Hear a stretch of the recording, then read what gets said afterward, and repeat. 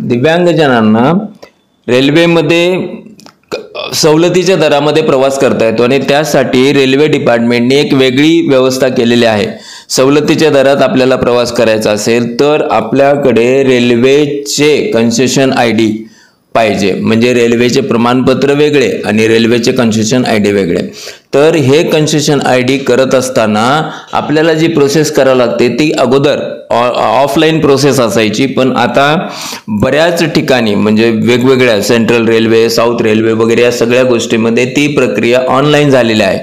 तरी पण सेंट्रल रेल्वेने जी प्रक्रिया चालू केली आहे ती प्रक्रिया करत असताना असंख्य दिव्यांगजनांना प्रॉब्लेम येतात, कारण ऑनलाईन प्रोसेस करत असताना बऱ्याच रेल्वे स्टेशनचे नाव नाहीत। त्याचबरोबर आपल्याला जी सगळी माहिती भरायची असते त्या माहितीमध्ये आपण लिहितोय की आपल्याला संबंधित कोणत्या सरकारी दवाखान्यातून प्रमाणपत्र मिळालेले आहे, त्याजवळचं रेल्वे स्टेशनचं पण नाव नाही। आणि मग आपले दिव्यांगजन हे सगळे भरत असताना त्यांना हे अनुभव येतो, नेहमी हा अनुभव येतोय की applied in the wrong division वगैरे असं काहीतरी लिहून त्यांचा अर्ज रिजेक्ट केला जातो। तर याच्यामध्ये दोन पर्याय, एक तर सगळ्यात पहिल्यांदा तुम्ही जर वेबसाईट लॉन्च करताय, तुम्ही जर एखादी स्कीम दिव्यांगजनासाठी लॉन्च करताय तर ती स्कीम, ती वेबसाईट, त्या सगळ्या गोष्टी परिपूर्ण करा ना। फक्त लॉन्च करायचं म्हणून करायचंय का? बरं, त्या संदर्भामध्ये काही दिव्यांगजन संबंधित स्टेशनला मुंबई वगैरे या ठिकाणी जाऊन आले, हो आम्ही याच्यात काहीतरी करू, किंवा हो असं होतंय, किंवा तुमच्याकडूनच काहीतरी थोडंसं चुकतंय, डॉक्टरच्या नावामधलं एखादं अक्षर जरी चुकलं तरी ते रिजेक्ट होतंय, अशा टाईपचे उत्तरं दिले गेले। तुमचं सगळं झालं बरोबर, तुम्ही उत्तरं देताय, तुम्ही सांगताय, तुमचं सगळं बरोबर झालं, पण दिव्यांगजनाच्या हक्काच्या गोष्टी त्याच्यासाठी पण त्याला पळावं लागतंय। बरं, या संदर्भामध्ये म्हणजे दिव्यांगजनांना रेल्वे कन्सेशन तिकीट बुक करण्यासाठी वेगळ्या आयडीची गरज नसावी, या संदर्भात काही संघटना कोर्टात गेल्या आणि कोर्टाने स्पष्ट सांगितलं की रेल्वे दिव्यांगजनाला सूट देत आहे, त्यामुळे आयडीची गरज नसावी वगैरे या गोष्टीमध्ये कोर्ट इंटरफेअर करणार नाही। मान्य, बिलकुल मान्य। कोर्ट हे प्रत्येक संस्थेचे आपले आपले अधिकार आहेत, त्या हिशोबाने कोर्ट या गोष्टीत इंटरफेअर करणार नाही असं माननीय कोर्टाने सांगितले, आम्हाला पण ते मान्य। पण ते आयडी करत असताना पळावं लागतंय दिव्यांगजनाला। समजा एक दिव्यांगजन एका ठिकाणी राहतोय आणि त्याच्यापासूनचं रेल्वे स्टेशन हे कमीत कमी 200 किलोमीटर दूर आहे, मग त्या दिव्यांगजनाचा हेलपाटा होणार आहे। पण ठरलेल्या वेळी जरी दिव्यांगजन गेला आणि संबंधित ऑफिसर नसेल तर काय व्हायचं? त्याच्यामुळं ऑनलाईन प्रक्रिया ही सुलभ जाते, पण ऑनलाईन प्रक्रियेत अडथळे येत आहेत। म्हणून हा व्हिडिओ मी दिव्यांगजनाची ऑफलाईन म्हणजे अर्ज देऊन कन्सेशन आयडी कसं बनवावं याबद्दल बनवत आहेत। आपल्या स्क्रीनवर आपण बघताय government of India, ministry of railway एक परिपत्रक आहे। त्या परिपत्रकामध्ये कन्सेशन बेस्ड तिकीटिंग इन्क्लुडिंग ऑनलाईन तिकीटिंग, म्हणजे आपल्याला काय होतं, आपल्याकडे जर डिसेबिलिटी सर्टिफिकेट म्हणजे कन्सेशन प्रमाणपत्र जर असेल, त्याचं फॉर्मॅट मी सांगतोय, किंवा याच्या अगोदरचं जे एक video online railway reservation ID, त्याच्यामध्ये त्याचं फॉर्मॅट दिलेलं आहे कन्सेशन सर्टिफिकेटचं, तिथून पण आपण ते डाउनलोड करू शकता। तर अगोदर कसं असायचं, आपल्याला ते प्रमाणपत्र घेऊन रेल्वे स्टेशनला जावं लागायचं आणि तिथून बुकिंग करावं लागायचं, पण आता ऑनलाईन सगळ्याच गोष्टी चालतात। म्हणून हे सर्क्युलर काढलं आणि त्या सर्क्युलरमध्ये ऑनलाईन तिकीट, रेल्वेचं ऑनलाईन तिकीट खुद स्वतः डिसेबलला आणि त्याच्याबरोबर जो कोणी व्यक्ती आहे ज्याला एस्कॉर्ट म्हणतात त्यांच्यासाठी पण देण्यात येतं। तर हे प्रोसेस करताना, ऑफलाईन प्रोसेस करताना नेमकं काय काय करावं, प्रोसेसनुसार आपल्याला नेमकी काय काय प्रक्रिया करायची आहे हे थोडक्यात मी आपल्याला समजून सांगत आहे। तर जे कोणी डिसेबल पर्सन आहेत ज्यांना रेल्वेचं कन्सेशन घ्यायचं आहे त्यांनी DRM office along with relevant documents, कोणते डॉक्युमेंट्स घेऊन तिथं भेटायचं आहे?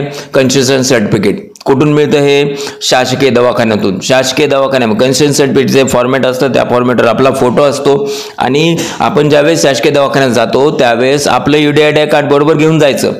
त्या ठिकाणी आपला फोटो चिटकवलेला असतो, त्या फोटोवर एक सही असते आणि खाली एक सही असते, कन्सर्न डॉक्टरचे नाव लिहिले त्या ठिकाणी, आणि त्या दोन ठिकाणच्या सह्या आणि त्याच्यानंतर आपली एक सही, हे सगळं झाल्यानंतरच ते फक्त याला लॅमिनेट करू नका, लॅमिनेट केलेल्या गोष्टी पाठवल्या तर त्या ग्राह्य धरल्या जात नाहीत असं पण रेल्वेचं एक ठिकाणच्या सर्क्युलरमध्ये आहे।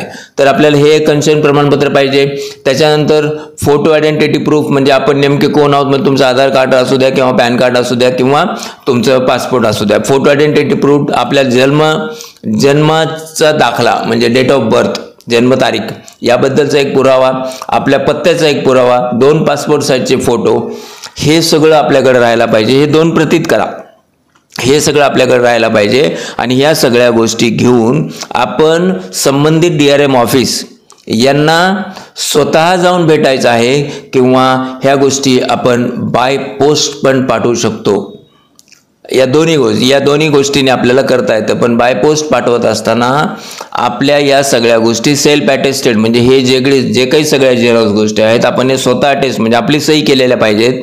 या सगळ्या गोष्टी आपल्याला senior DCM Solapur division, senior DCM Nanded division, senior DCM Bhusawal division, जे कोणतं आपलं डिव्हिजन असेल त्या डिव्हिजनच्या सिनियर DCMच्या नावाने हे ॲप्लिकेशन पाठवायचं आहे. त्याच्यानंतर पुढे हे ॲप्लिकेशन गेल्यानंतर DRM ऑफिस आपलं जे कन्सेशन प्रमाणपत्र दिलेलं आहे, आपले IDs दिलेले आहेत, या सगळ्या गोष्टीचं व्हेरिफिकेशन करेल. ते व्हेरिफिकेशन करताना जिथून आपल्याला ते प्रमाणपत्र मिळालं आहे त्या हॉस्पिटलमध्ये त्या प्रमाणपत्राचं व्हेरिफिकेशन केलं जातं. आणि व्हेरिफिकेशन केल्यानंतर आपलं जे कार्ड आहे ते आपलं कार्ड आपल्या नावाने बनवलं जातं. आणि त्याच्यासाठी एक आपला स्वतःचा नंबर असतो, युनिक ID नंबर असतो. आणि त्या नंबरनुसार आणि त्या कार्डवर आपल्याला सिनियर DCM यांची सही असते. तर हे कार्ड ज्यावेळेस तयार होईल त्यावेळेस आपल्या अर्जामध्ये आपण फोन नंबर पण दिलेला असतो किंवा आपल्या एखाद्या कागदावर आपण फोन नंबर नोट करायचा. तर त्या ठिकाणी आपल्याला किंवा आपला मेल ID जरी दिला तर त्या ठिकाणी आपल्याला इन्फॉर्म केलं जाईल की आपलं कार्ड तयार झालंय. किंवा मग हेल्पलाईनला पण आपण कॉन्टॅक्ट करून ते विचारू शकता. आणि अशात आपण पाहतोय की ऑनलाईन प्रोसेस होत नाही म्हणून बऱ्याच जणांनी आपल्या दिव्यांग बांधवांनी ऑफलाईन प्रोसेस केली. तर त्यांची ऑफलाईन प्रोसेस 20 ते 25 दिवसामध्ये, 15 दिवसापासून 20 ते 25 दिवसामध्ये कंप्लीट होत आहे. तर हे फोटो आयडेंटिटी कार्ड हे आपल्याला कन्सेशनमध्ये तिकीट बुक करण्यासाठी वापरता येणार आहे. आता इथं लिहिलेलं आहे की हे कार्ड व्हॅलिड राहील 5 वर्षासाठी. मला हे कळत नाही, तुम्ही जे नियम बनवतात ते नियम विरोधाभासी कसं काय असतात? जर मी त्या कन्सेशन सर्टिफिकेटचा जर अभ्यास केला, जे कन्सेशन सर्टिफिकेट मला रेल्वेमध्ये कन्सेशन दरामध्ये तिकीट मिळण्यासाठी वापरलं जातं, त्या सर्टिफिकेटवर स्पष्ट लिहिलेलं आहे की जर एखादा दिव्यांग परमनंटली डिसेबल असेल, म्हणजे कायमस्वरूपी ते दिव्यांगत्व त्याला आलेलं असेल, आणि जर त्या दिव्यांग व्यक्तीचं वय 35 वर्षापेक्षा पुढे असेल तर त्याला परत करायची गरज नाही ID कार्ड किंवा परत कन्सेशन सर्टिफिकेट काढायची गरज नाही. हे असताना पण इथं परत लिहिलं जातं की हे 5 वर्षासाठी ग्राह्य धरण. असं का? म्हणजे 2 गोष्टी विरोधाभासी का? चला जे असेल ते, म्हणजे असं बोलण्यासारख्या भरपूर गोष्टी आहेत आणि होतच आहे, आपण सफरच करतोय या सगळ्या गोष्टीत. तर मग हे कार्ड आपल्याला इन केस हे कार्ड आपल्याला स्वतः पोस्टाने पण येईल किंवा आपण आपला कोणी ओळखीचा वगैरे माणूस पाठवून किंवा आपण स्वतः जाऊन ते कार्ड तिथून कलेक्ट पण करू शकतात. हे कार्ड दिसतं कसं? तर आपल्या स्क्रीनवर ते दिसतंय अशा प्रकारचं ते कार्ड असतं. इथं आपला नंबर दिलेला असतो त्या कार्डचा, इथं आपलं नाव असतं, इथं आपली जन्मतारीख असते, इथं आपण पुरुष स्त्री असतं, इथे एक आपला फोटो जो आपण फोटो त्यांना दिलेला आहे तो इथं असतो आणि हे कार्ड आपल्याला मिळतं. पण हे कार्ड जर आपण चुकीच्या दृष्टीने वगैरे मागवलेलं असेल, आपण जर काही फ्रॉड करून मागवलेलं असेल, दिव्यांग प्रमाणपत्र खोटं तयार करून मागवलेलं असेल, असे क्लॉज दिलेले त्यांनी, तर हे जर असेल तर त्याच्यासाठी कॅन्सलेशन वगैरे पण करता येतं आणि त्याच्यावर काही सजेचं पण प्रायोजन करता येऊ शकतं. तर मित्रांनो, हा एक छोटासा video offline railway ID card कसं बनवावं याबद्दलचं आहे. कारण नियमानुसार ते ऑनलाईनच व्हायला पाहिजे. दिव्यांगजनाला पळापळी करायची गरजच नसायला पाहिजे. कारण ऑनलाईन होत असताना आपण जर इथं पाहत असाल तर हे साऊथ इंडिया विजयवाडा डिव्हिजन, जर समजा तुमचं विजयवाडा डिव्हिजन हे स्वतःचं डिव्हिजन, तेवढं एकच डिव्हिजन, ते जर डिव्हिजन हे सगळं ऑनलाईन प्रोसेससाठी करत असेल तर मग मुंबई डिव्हिजनला काय प्रॉब्लेम झाला?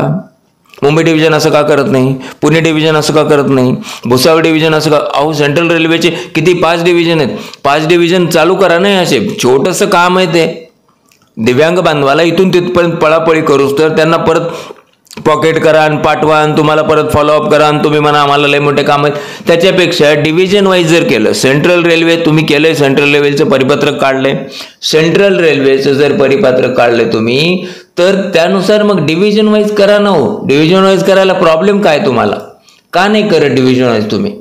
तर सेंट्रल रेल्वेचं परिपत्रक आहे, हे आपल्या समोर सेंट्रल रेल्वेचं परिपत्रक आहे. या सेंट्रल रेल्वेच्या परिपत्रकामध्ये फार मोठ्या आविर्भावात त्यांनी 7/10/2022 हे सगळं काढलं की आमच्या या वेबसाईटवर भेटा. या वेबसाईटवर दिव्यांगजनाचे असंख्य दिव्यांगजन भेटले. प्रत्येकाला तोच प्रॉब्लेम येतो, रॉंग डिव्हिजन. CSMT येत आहे, मग CSMT नाही आहे ना, CSMT नाही यायला पाहिजे ना. समजा जर मी भुसावळचा आहे तर भुसावळच्या जवळचं कोणतं स्टेशन टाकू हे तर सांगा.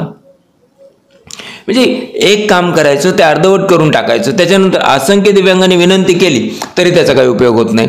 तरी या सगळ्या गोष्टीसाठी मग आपण म्हणजे विनाकारण हे सगळं करण्यापेक्षा ना ही एक ऑफलाईन प्रोसेस आहे आणि ही पण प्रोसेस आपल्याला रेल्वे स्टेशनला न जाता DMR ऑफिसच्या ॲड्रेसवर, म्हणजे कन्सल्ट डिव्हिजनचं DMR ऑफिसच्या ॲड्रेसवर आपल्याला अर्ज आणि अर्जाला लागणारे कागदपत्र पाठवून आपलं कन्सेशन ID घेता येतं.